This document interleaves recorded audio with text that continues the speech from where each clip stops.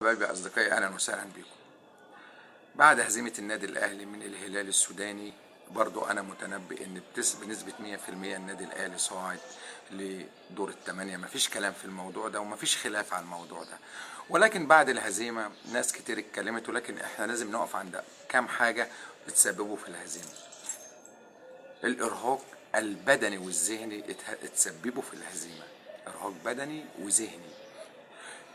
بتلعب مع أحسن فرق في العالم، بتلعب مع احسن فرق في العالم. بتلعب مع احسن فرق في العالم.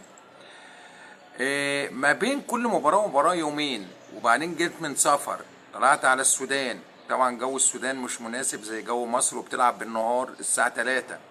فكان كل دي نتائج سلبية بالنسبة للنادي الاهلي وايجابية بالنسبة للهلال السوداني. وطبعا الهلال ما كانش مصدق النتيجة طبعا. والجون من خطأ، يعني الكرة ملعوبة من مكان لو اتلعبت مليون مرة مش هتدخل في الشناوي. ولكن هو كان قدر ان احنا نرجع مهزومين من الهلال السوداني، ولكن ممكن تكون دي بداية النجاح، ان احنا نفوق لنفسنا ونصحى، وان احنا بإذن الله نقاتل من اجل ان احنا نوصل للدور للمباراة النهائية ونفوز ونوصل لكأس العالم للمرة الرابعة على التوالي. هم دول الأسباب، مش أسباب فنية، لا. الإجهاد بيسبب مشاكل في ذهنية، ما بتقدرش تفكر كويس.